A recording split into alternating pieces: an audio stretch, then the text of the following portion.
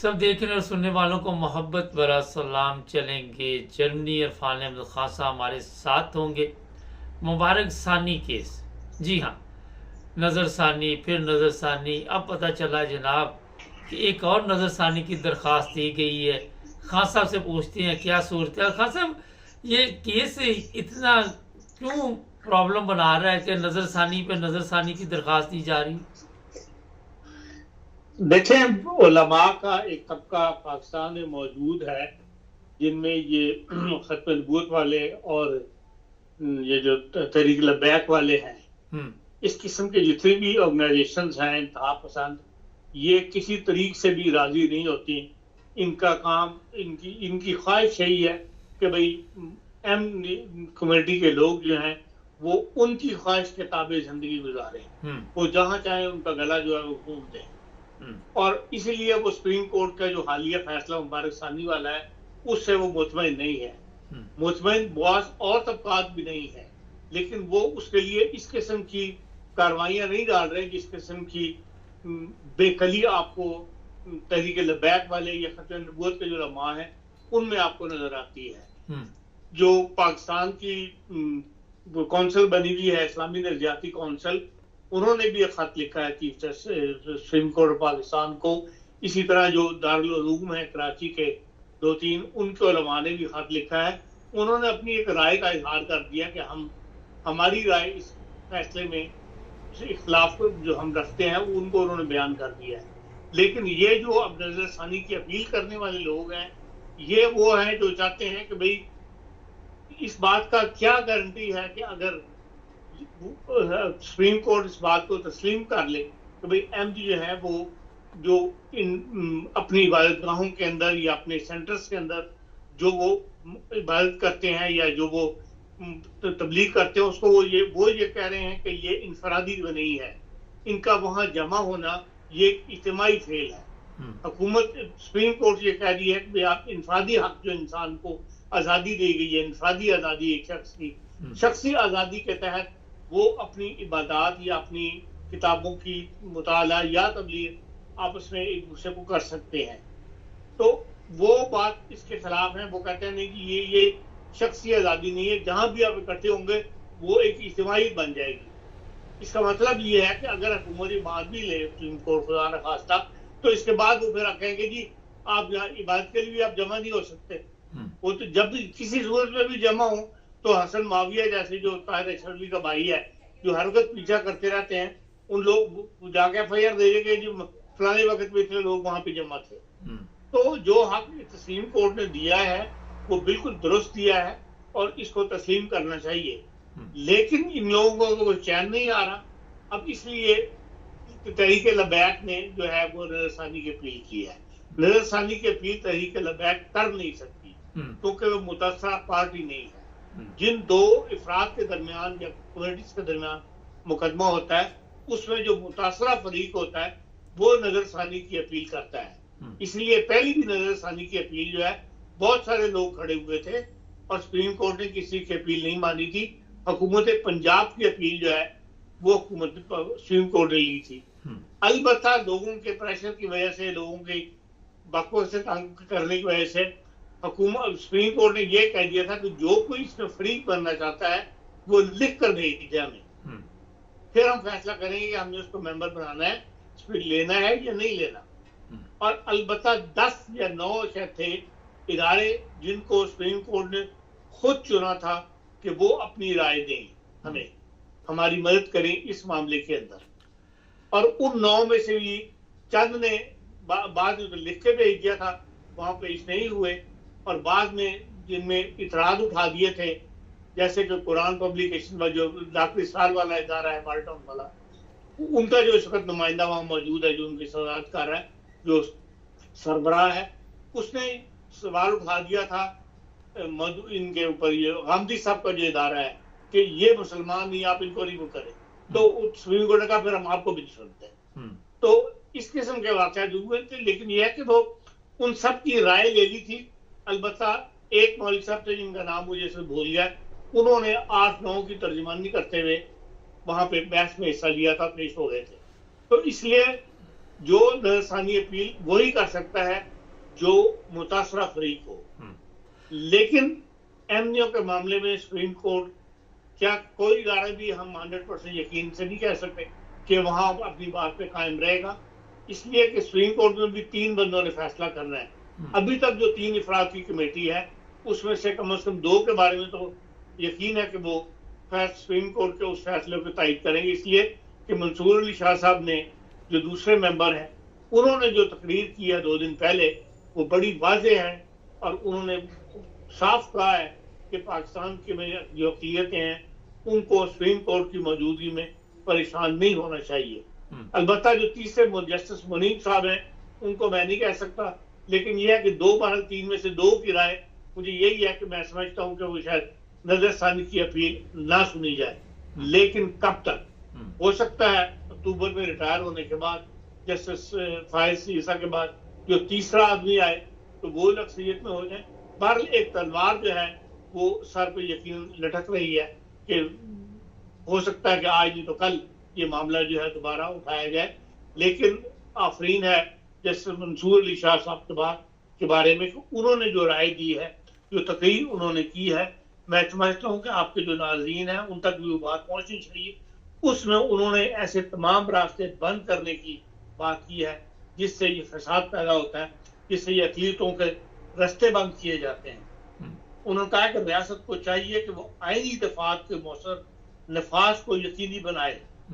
وہ ذمہ داری ڈال رہے ہیں ریاست کے اوپر، حکومت کے اوپر، کہ وہ جو آئینی دفعات ہیں ان کو مؤثر بنائے.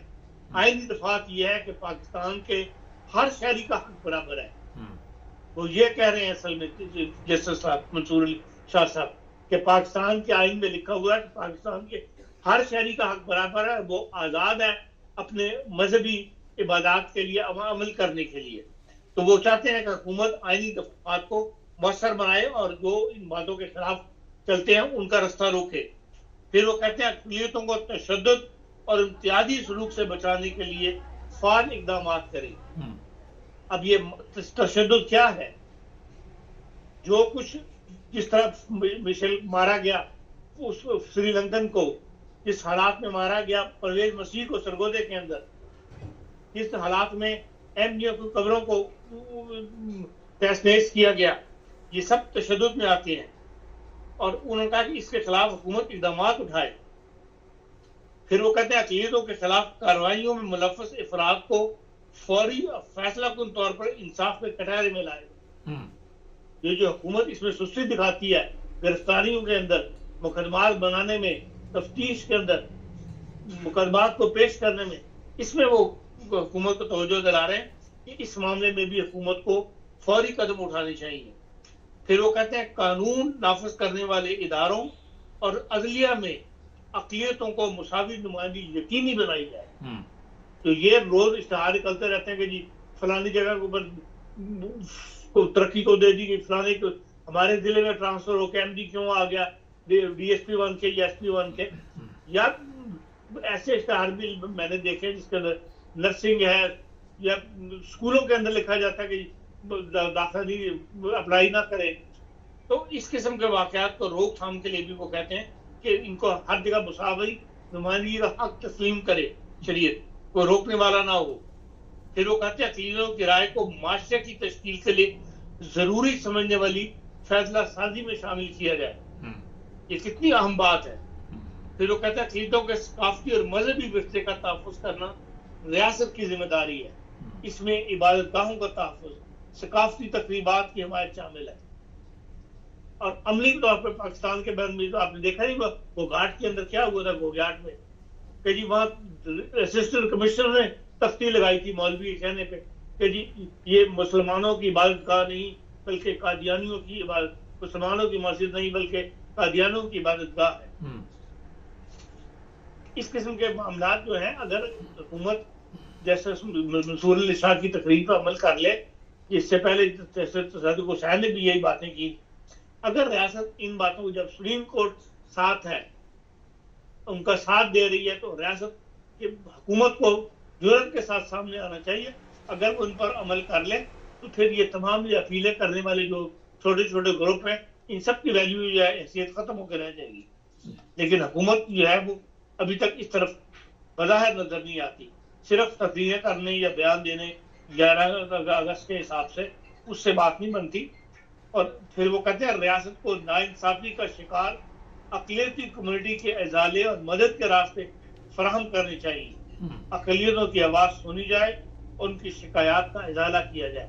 اب جو کچھ 11 اگست کو اسلام آباد کی میں پریس کانفرنس کی ہے عیسائیوں نے، ہندوؤں نے الگ پریس کانفرنس کی اور اپنے رونے روئے ہیں، اس کی طرف وہ توجہ دلا رہے ہیں. اگر عید کا حکومت عمل کرے ان باتوں کے اوپر تو ان بیچاروں کو وہ رونے رونا پڑے جو کل انہوں نے تقریریں کی ہیں، جو جلوسوں کے اندر انہوں نے بینر جس قسم کے اٹھائے ہوئے تھے. اور حکومت کو اصل میں تو یہ بھی خیال کرنا چاہیے کہ ان باتوں کی وجہ سے عالمی انسانی حقوقی تنظیمیں جو ہیں یا ادارے جو ہیں ان میں پاکستان کو مذہبی آزادی اور تینوں کے تحفظ کے معاملے میں اچھی نظر سے نہیں دیکھا جاتا. ہم تو ایز اے صحافی ان تنظیموں کے اندر کسی نہ کسی ذریعے سے کوئی نہ کوئی موقع مل جاتا ہے بات کرنے کا یا جانے کا یا ان کو اٹینڈ کرنے کا. وہاں جب یہ ہم بتاتے ہیں کہ ہم پاکستان سے تو کبھی بھی اچھا تجربہ نہیں ہوتا کہ کوئی جو بھی ہے وہ یہی کہتا ہے کہ ہاں آپ کے ملک میں فلانے کے ساتھ یہ ہو رہا ہے، فلانی کمیونٹی کے ساتھ یہ ہو رہا ہے. اور کیونکہ یہاں پہ عیسائیت کا زور ہے تو زیادہ تر وہ حوالہ جو عیسائیت کے دیتے ہیں ان کے پاس تمام اطلاعات ہوتی ہیں جو کہ عیسائیوں کے ساتھ پاکستان میں ہو رہا ہے اور اس کا ذکر کرتے ہیں. تو اپنی ملک ان کی عدم توجہ کی وجہ سے حکومت کی ملک پاکستان جو ہے وہ بھی باہر کے ملکوں میں بدنام ہو رہا ہے. تو اس طرح حکومت کو توجہ کرنی چاہیے. اور جہاں تک آپ کے پہلے سوال کا تعلق تھا، میں یہی سمجھتا ہوں کہ ان ساری جو میں نے آپ کو بتایا ہے جسٹس منصور علی شاہ کی رائے کے بعد پھر ان کی اپیل کا حق بنتا نہیں ہے. حق تو ویسے نہیں بنتا.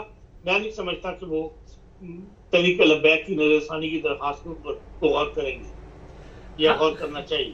ہاں صاحب یہ بتائیے کہ آپس میں بیٹھنے میں کیا ان کو نقصان ہوتا ہے؟ اگر احمدی آپس میں بیٹھتے ہیں، نماز پڑھتے ہیں اور آپس میں بات چیت کرتے ہیں یا ایک دوسرے کو کوئی انفارمیشن دیتے ہیں تو اس سے ان لوگوں کو کیا فرق پڑتا ہے؟ ان کا وہی ہے کہ تعصب کی بات ہے کہ بھائی اس قدر تعصب پایا جاتا ہے ان ختم نبوت کے مالک کے معاملات تنظیموں میں کہ یہ کسی قسم کی بھی کوئی رعایت دینے کے لیے تیار نہیں ہے.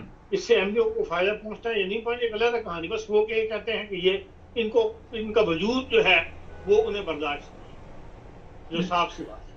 نہیں تو خان صاحب جب سب پاکستانی شہری ہیں اور پھر پاکستان میں بھی رہنا ہے سب نے مل جل کر، تو کیوں نہیں کہ ایسے آسان راستے اختیار کیے جاتے ہیں جس کے ساتھ پہلے بھی تو لوگ رہ ہی رہے تھے نا کوئی 40 سال پہلے، تو اب اتنا بڑا کون سا طوفان آ گیا؟